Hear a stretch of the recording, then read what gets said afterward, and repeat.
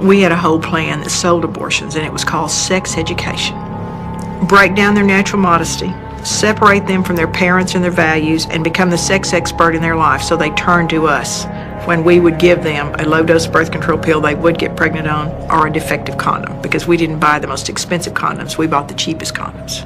Our goal was 3 to 5 abortions from every girl between the ages of 13 and 18. We gave them a low-dose birth control pill that, in order to provide any level of activity, had to be taken at the same time every single day. The girl wouldn't take it accurately, and if you miss that thing, the protection is out of her system. The sexual activity goes from 0 or once a week to 5 to 7 times a week. She doesn't take the pill properly, she gets pregnant. And who does she call when she's pregnant? She calls us. We're the experts. And we were ready.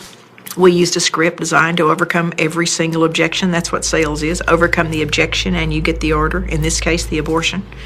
And when she calls, the first question is reassure.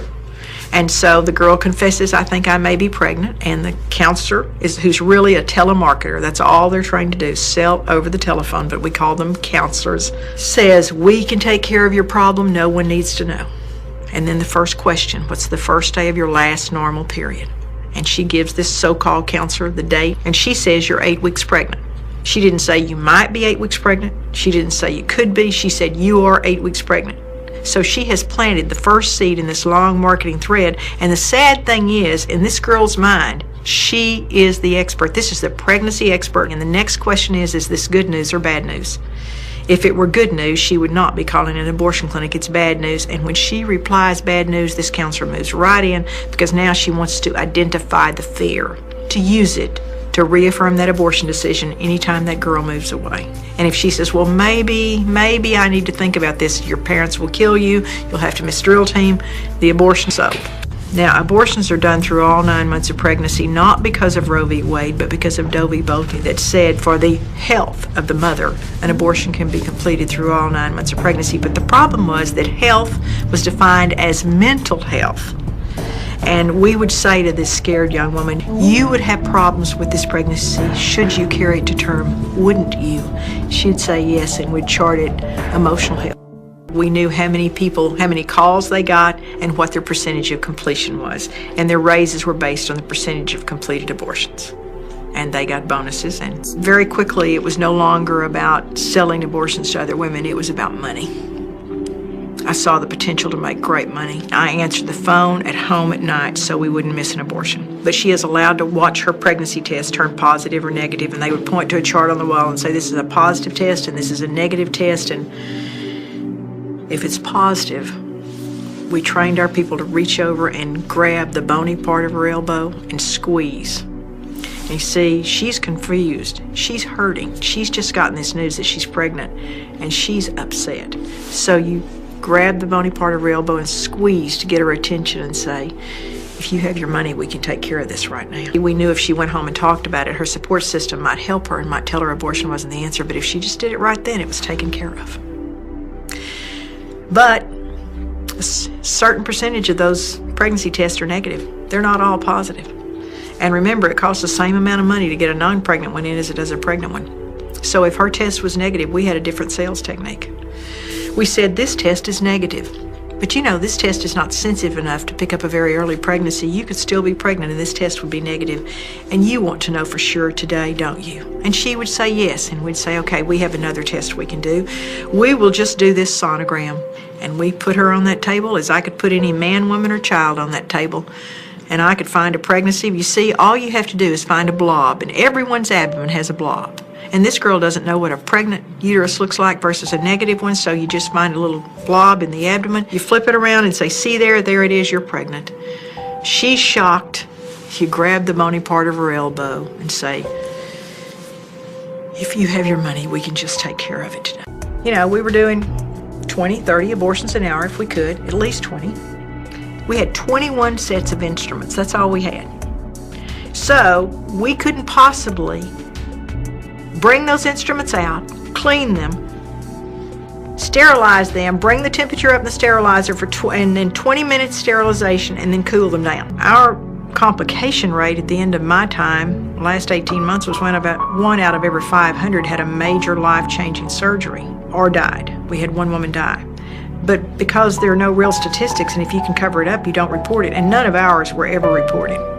So we don't really know. We had a 12-year-old. She came in chewing her gum and looked so carefree. She had her abortion. She came back 2 weeks later for her checkup.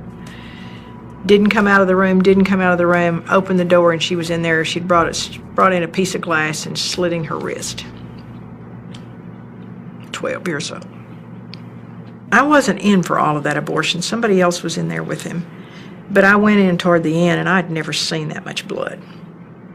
I mean, just blood everywhere. And we put her in the recovery room, and she just filled the bed. And we changed the bed a couple of times, and her blood pressure was erratic, and the doctor left. I was really worried about her, and I tried to call him. And her boyfriend kept wanting to go home, and her blood pressure stabilized a little bit, but I just didn't believe she was, it's just like that feeling you have that she's not right. At 10 o'clock, the boyfriend said, look, if there's anything happens, I'll call you immediately. And at 4:30, he called the doctor, and he didn't take the history, and he said put her in a tub of hot water, and when he did, the last little bit of blood in her body ran out. And he called me about 6 and said, she's dead. And he immediately started telling me how he was going to do the cover-up. And somehow it all worked out, and the autopsy didn't show anything, and no charges were filed, and nothing happened. The newspapers didn't call, nobody came. We killed that woman and did abortions the next morning. The families are so hurt by what's happened and shamed that their daughter had this abortion and died from it or whatever. They don't come forward. We had one girl, 22 years old, a model, who danced in, jumped up on the table, laughed at the doctor that she didn't wear underwear. She was 22 weeks pregnant. We put her on the table. Now, there's a maneuver called the Hansen's maneuver. Now, the doctor may do it himself, or someone may do it, but I did it for the big baby, 2 of our big baby abortionists. I held the babies, and you say the head's here, the feet are here, the buttocks are here, and you gently push the baby down into the instruments.